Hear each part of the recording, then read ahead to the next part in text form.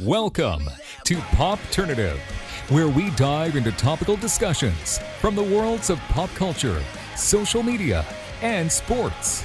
Here is your host, Peter Remoliotis, aka PD Beats. PD Beats here from Popternative, speaking to Nick Marini about season 4 of Cobra Kai, which just dropped recently on Netflix, as well as Night Night, which is available as well. Welcome to the show, man. It's good to see you. Good to see you. Happy holidays, man. How have things Happy been on your holidays. end? They've been good, man. Yeah. They've been good. Can't complain. Been hanging out in Vancouver. Yeah, absolutely. Well, so we did the interview. It's funny because I feel like when we did the interview last time, I mean, obviously we're gonna get into Cobra Kai, but like last time we did the interview, we like mentioned Night Night, but like obviously like we couldn't really talk much about it because there was like no release date. I mean, what was it like for what's it like now for it to finally be out there, like a movie that you worked on, but now it's out, you can like kind of talk about it more. Yeah, I mean, it's funny because it's like a thriller, like sort of psychological thrillery type movie. So it's like even though I can talk about it, like I don't want to give too much away. Pretty much. We referred to it legit as like a horror film last time too. We were just like, it was a horror, but it has so much going on in it. So which is there's a lot of pieces. There's a lot of pieces. Complex character in that. Were you drawn to like how kind of complex your character was in that as well? Because that's something we didn't talk about as well. Like, there's a lot going on with your character in that movie. Yeah, for sure. I mean, I think it definitely presented a unique challenge compared to like what I've done in the past. But yeah, I mean, I had like two days to prepare for that role. Yeah. So that sort of added challenge, I think, was exciting as well. No, absolutely. And it's exciting too because, you know, you have that kind of project and you did some press for that. And now obviously everyone's talking about season 4 of Cobra Kai. I mean, one of the best shows on television. You know, it's funny. We did the interview last time and people were losing their minds about it because, you know, they show you in Vietnam and everything, the flashbacks, and it wasn't like officially kind of mentioned until the end that you obviously were, you know, Twig, aka Terry Silver, right? So that was interesting. But someone actually, I don't know if you saw it, someone actually like commented and was like, he definitely is Terry Silver because in this interview he's got like, the full like ponytail. Someone said that in the comments. Oh, love it. Yeah. And it wasn't even disclosed. But now, I mean, it's exciting. I mean, you know, it dropped. You kind of return with Barrett as young Terry Silver and young John Kreese. I mean, what was the timeline like though when you shot that? Like, did you see Barrett a little bit before? Or was that kind of like, what was that like? I'm just curious about that. I was literally like, because we shot that like a year into the pandemic, basically. Okay. And it was the first project I'd shot in the pandemic. And I was literally, I think I was like helping my mom with an errand and was in the car and was sort of talking like, man, this pandemic's like been brutal. Like, I just really wish like I could work again. Like, I'm just so, you know, and literally as I'm saying that, the phone rang and they were like, they want you back for another episode of Cobra Kai. And I was like, oh, incredible.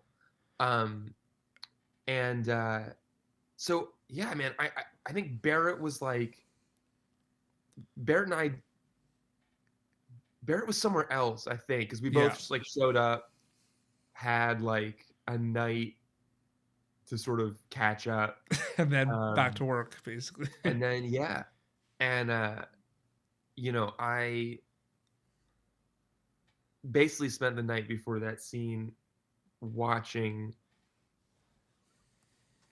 all the shirtless scenes of Terry Silver. Yep. Because we were trying to figure out where that tattoo could be. Because you see him. I didn't think about that until now. Yeah, it's true. Yeah, you see him shirtless, right? And you see him like shirtless in a lot of different. He's in the tub. He's like, so. And I have a tattoo. The only like big tattoo I have. I only have 2, but like the big tattoo I have is literally right above where they wanted to put. Yeah, So I was in the makeup trailer for like for a while. That's awesome though. And like It it's it always is like that. yeah. Chicago Med, when they wanted to do like my surgery scene, wanted to do it right there. Like it's like anytime they're like, we're gonna do a close up of your chest, and we're gonna do it right where you have this tattoo. It's exciting because obviously, season 3 kind of goes back and forth and like shows kind of the young John Kreese days and everything. But then like you look at season 4 and it's just kind of like, okay, All Valley Tournament, right? Terry Silver's back, let's go, right? Everything. And then boom, flashback scene. Boom, Twig and young Kreese. Like it's cool how it just kind of like brings you back in. Like I don't think like people like obviously like forget, like you kind of a little bit like subtly like forget obviously about the past a little bit because you're focused on now, and then it's like boom, right back. Well, also it was a fun scene because it's what I've really loved about doing the flashbacks in 3 and then now this flashback in 4 is I've gotten to start the journey. Yep. We met Twig. Yeah. But season 4 is Terry Silver. Yeah. It's maybe not quite the Terry Silver we meet in the 3rd movie. No, it's not. But it's it's on that path. And so that's been really fun. It's been really absolutely. fun getting to sort of like play this character in very, because it like the Terry Silver in season 4 is post Vietnam. He's like post he's a fully fledged Cobra Kai. And he doesn't have a ponytail when we see you for the first time. I don't think we ever see your ponytail, do we? Do we see your ponytail in the flashbacks of the season 3? No, I didn't have it. Yeah. Exactly. So yeah. There's a ponytail now. There's a ponytail now. Yeah. Do you think there's a little bit also of like a misconception of the fact that people like yourself, like you're like Nick Marini's a storyteller. You're an actor. That's what you do, right? You work on cool projects. And I don't mean this like, I'm just saying, is there a misconception that like you all know like what's going on in terms of like whether like you're gonna come back? Yeah. I have no clue. Yeah. Because like you get the call, right? Like you said, running the errands, and it's just kind of like before that you had no idea, right? No, literally, I mean, like, you can, like, I know an actress who's like a pretty well-known, like, she's had a long, illustrious career. Yeah. Auditioned for something. Yeah. A year later, they sent her the offer. And she was like, what? Like, what's this for? Like, that was actually, that was even, when I got Cobra Kai, I think it had been a while. Yeah. It had been like maybe a month between my audition and like actually getting the call that I booked it. Yeah. And I was like, oh yeah, like I forgot. So they're like, you got it. And I was like, got what? And they're like, Cobra Kai. I was like, I was sick. But I also think there's kind of like, and I bring this up in a lot of interviews right now because I'm noticing it. There's like, whether it's like a show or like a movie or something, when like there's a lot of anticipation about it, I feel like there's always kind of these like, same with like Night too, the way like Nikki Cost and the team did it, where like the cast was kind of announced, the trailers and everything. There's like waves of like hype and announcements that you sometimes don't know when they're gonna be, right? Like, there's like the trailer announcement, then there's the announcement of the cast, then there's the trailer, then there's the first look at everything, and then but like sometimes you're not even like, sometimes maybe even your teams probably aren't even like fully aware of like when things are gonna be announced. I'm also so bad at like just remember, like I don't remember, I'm that whole side of things, the like promotional side is super important. And I'm always happy to like take part and do interviews and stuff. 100%. But it's definitely a kind of thing where I'm bad at like posting the right thing or like, just. Man, it's so funny too. You say this too, like, because a lot of people want to obviously interview everyone and everything and get excited because they see character on screen and they're like, man, this person's cool. He's energetic. Like, I'm ready to go. And then they want to do the interviews. And then you find out that like it's just some great acting because that person who's playing that character is like not like that in real life. Well, yeah. I mean, I'm not. Hopefully, in 5 years, will not be a maniacal. Well, hopefully, I'll be rich, but um, hopefully, I won't be dumping, dumping stuff in Borneo or whatever. Yeah. But no, it's that's what's fun too, though. Is like I do think what's fun about Cobra Kai, for me at least, is like as sort of a nerd, as like someone who loves like D&D and role playing games and science fiction and fantasy. Like, it is really fun to play a character who I can sort of like lore delve into. Yeah.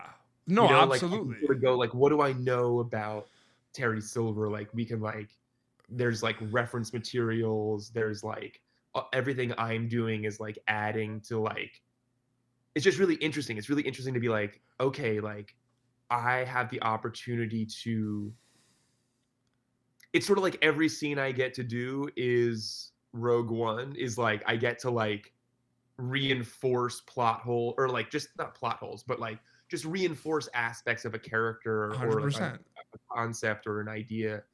100%. Really fun.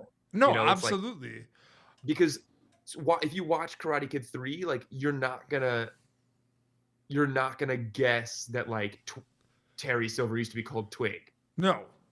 Right? Like, but again, it's not even like officially like mentioned, because I remember we did that interview like afterwards, and you were like, and then people realized that it was young Terry Silver, and then I remember playing back the interview, like you look at my face and I'm kind of like, oh shit, like is that like a spoil? Is that like known? Like I wasn't sure if it was like known.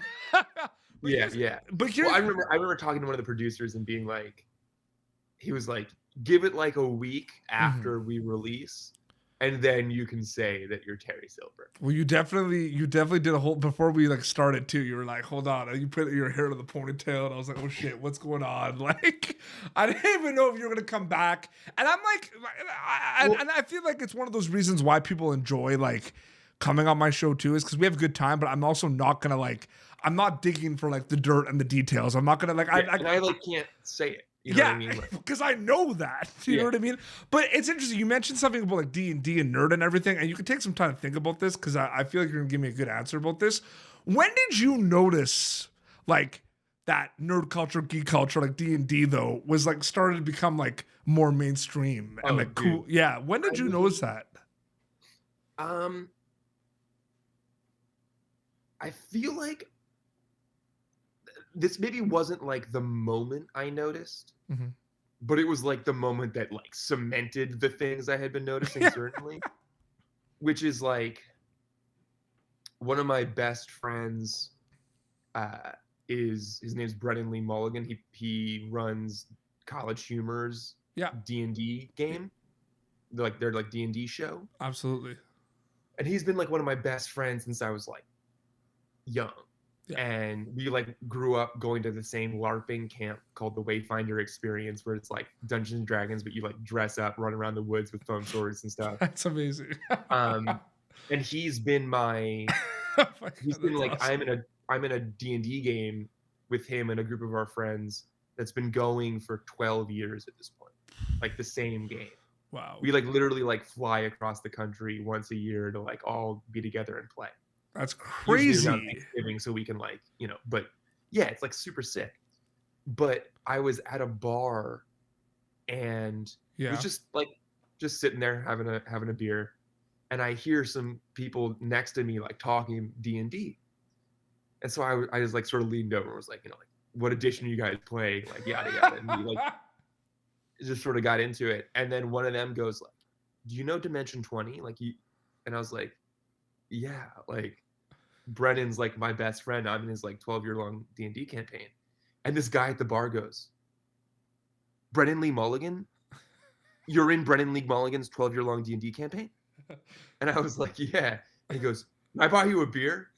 And I was like, the little me was like, never in my wildest dreams would I have thought someone would want to buy me a beer because of D&D. They could talk D&D. What year was this?